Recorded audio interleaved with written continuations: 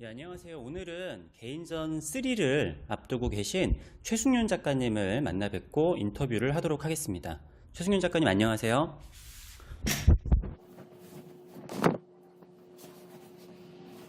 안녕하세요. 최승윤 작가입니다. 일단은 바쁘실 텐데 이렇게 인터뷰에 참여를 해주셔서 굉장히 감사드리고요.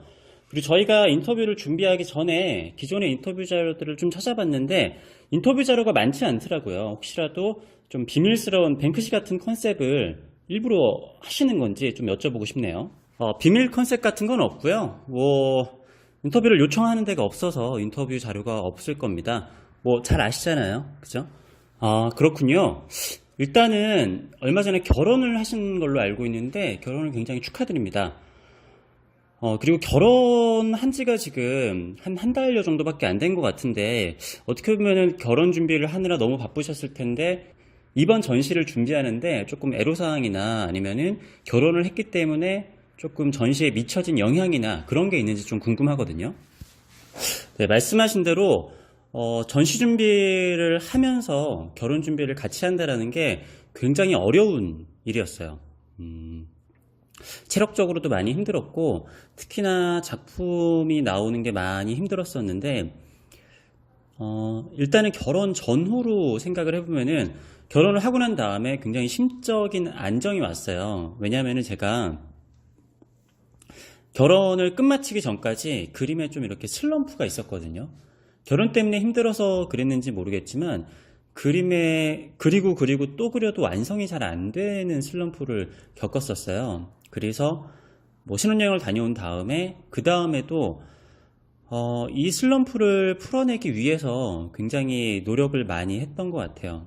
그리고 진짜로 결혼을 하고 나서 마음의 안정이 와서 그런지 조금 더 본질적인 거를 다시 돌아볼 수 있는 계기가 되었던 것 같아요. 그래서 이번 개인전에서도 가장 근본적인 3이라는 숫자에 대해서 이야기를 할 수 있었던 것 같습니다.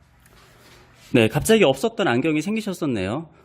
그렇군요. 그러면 이번 3에 대한 전시가 어떤 이야기인지 조금 알 수 있을까요? 전시 제목으로 조금 특이하기도 하고 사실은 여기 있는 작품들만을 봤을 때 이게 3을 표현한 것이다 라고 하는 게 막 확 와닿거나 그렇지는 않거든요. 네, 제가 시력이 좋은데 잠깐 안경을 썼었네요. 그렇죠. 3이라는 것에 대해서 여기에 숫자 3의 이야기가 들어가 있다라고 하면 약간은 의아하실 수도 있을 거라고 생각을 해요. 3이라는 숫자는 종교적으로는 삼위일체도 있고 우리가 습관적으로 뭔가 등수를 정할 때도 1, 2, 3등까지 하잖아요. 그리고 뭔가 이렇게 적당한 수를 부를 때도 3, 2, 1 카운터를 하기도 하고 우리는 또 3차원의 세계에 살고 있기도 하고 저의 반대의 법칙에 의해서 반대와 반대가 만들어지고 그 반대에 또다시 반대가 만들어지는 가장 기본적인 구조가 3이라고 생각을 하거든요. 그렇기 때문에 제가 그전에 흐름이 있었던 작업들이 있잖아요. 어떻게 보면은 제 개인전이 그전에 작년 9월에 했었던 수면 위로 잠수 다음으로 이어지는 전시의 흐름이 이어지는 전시라고 생각을 하는데요. 그 전에 여러 가지 제목들이 있어요. 깊이의 단면, 순간의 단면 이런 시리즈들도 있었고 그 다음에 작년에도 수면 위로 잠수 전에 선의 너비라든지 여러 가지 조형적 언어에 대해서 이야기를 한 적이 있었죠. 그런데 그 모든 거를 포괄하고 있는 게 3이라는 개념이라고 생각을 합니다. 그러니까 이 3이라는 것은 어떻게 보면은 하나, 둘, 세 개가 있는 게 아니라 한꺼번에 보여지는 구조라고 생각을 하거든요. 그래서 제가 만든 영상에서도 말씀을 드렸었지만 3이라는 것은 하나의 공간, 우리가 살고 있는 세계와도 비슷할 것 같아요. 그러니까 조금 더 기존에 있었던 흐름의 작업들이 아니라 완전히 본질로 다시 돌아왔다는 얘기인가요? 굉장히 흥미로운 것 같아요. 사실은 이번 전시를 봤을 때 작품만 보는 게 아니라 제가 이번 인터뷰를 준비를 하면서 최승윤 작가님의 포트폴리오를 보면서 지난 전시들을 봐오니까 제가 생각했었던 일반적인 최승윤 작가는 이런 그림을 그리는 사람이 아닌가 했었던 게 아니라 말씀하신 대로 다양한 흐름들을 보여주셨더라고요. 그리고 사실 슬럼프라는 게 진짜 있었던 사람인가 싶을 정도로 슬럼프의 느낌은 사실은 전혀 느끼지는 못했었거든요. 어떤 슬럼프였는지 슬럼프에 대해서 조금만 자세하게 말씀을 한번 해주시죠. 저 같은 작가한테 가장 위험한 게 슬럼프라고 생각을 하는데요. 이게 왜 여기 껴있죠? 슬럼프라고 생각을 하는데요. 왜냐하면은 물감을 만드는데 돈이 많이 들어가기도 하고, 그리고 그림을 그린 다음에 순식간에 캔버스를 망치게 되면은 돈을 날리게 되는 거잖아요. 그러니까 그림 하나 그리는데 그 안에 돈이 많이 들어가고, 제가 뭐 돈이 많은 사람이 아니기 때문에 그림을 그릴 때 이게 망치게 되면은 굉장히 타격이 커요. 그렇기 때문에 한 번 그리면은 꼭 그림을 잘 그려야 되는데, 그래서 저는 낙서를 한다거나 다른 데에 힘을 낭비하지 않고 최대한 힘을 모았다가 지금이 좋은 타이밍이다 싶을 때 그림을 그리거든요. 그런데 슬럼프가 오면은 그림을 자꾸만 버리게 되잖아요. 그리고 완성을 못하게 되면 사실은 그 그림을 완성을 해서 전시를 한다고 할지라도 많은 시간이 지나도 사람들이 찾지 않아주면은 그 그림의 인생에도 저는 굉장히 안 좋은 거라고 생각을 해요. 그래서 그림에 되게 미안하기도 하고, 그래서 슬럼프에 빠졌을 때 한번 지나간 그림들을 다시 한번 막 봐봤었어요. 그리고 다른 데서 전시 요청이 와서 오랜만에 꺼낸 그림들도 보고 했는데, 물론 이렇게 조금 실망스러운 그림들도 간혹 있긴 했지만 어떤 그림들을 봤는데 너무 잘 그린 거예요. 제 그림이지만. 그래서 와, 예전에 나는 저렇게 어떻게 그렸었을까? 그러니까 3년 전에 나, 아니면 5년 전에 나, 바로 얼마 전에 나는 그림을 어떻게 그렸었을까 잘 생각을 해봤어요. 그리고 과연 내가 지금 슬럼프일까? 사실은 그런 반문도 해보기는 했어요. 왜냐면은 막상 그림은 별로 없는 거예요. 그러니까 그렸던 그림들이 바로바로 사람들이 사실은 소비가 되고 있었던 거죠. 그러니까 그림이 제가 판매하는 게 줄어든 것도 아닌데, 그러니까 제가 그림이 사람들이 이렇게 소장을 할 만한 그림 수 자체가 부족하다라는 생각도 좀 했어요. 그러니까 그런 거죠. 슬럼프라는 게 내가 꼭 잘못되어 있다라기보다는 내가 지금 잘못되어 있는 게 아닐까라는 또 착각 속에 빠져 있을 수도 있다라고 생각을 했거든요. 그러니까 이게 조금 어려운 이야기일 수 있는데, 제가 삶이라는 주제를 그리게 된 거는 바로 그거예요. 제가 삶 안에 있는 게 아니라 삶 밖으로 나와야지만 진정한 삶을 그릴 수 있다는 거죠. 그러니까 우리가 그런 얘기를 하잖아요. 타임머신 같은 거나 외계인 물체들이 보이면은 우리한테 이렇게 가는 게 아니라 막 나타났다 사라졌다 나타났다 사라졌다 그러잖아요. 그게 마치 1차원에서 2차원을 바라보게 되면은 이렇게 되어 있기 때문에 1차원의 관점에서는 이 곡선이 마주치는 요 틈새만 보이기 때문에 이게 보였다 안 보였다가 하는 거라고 그래요.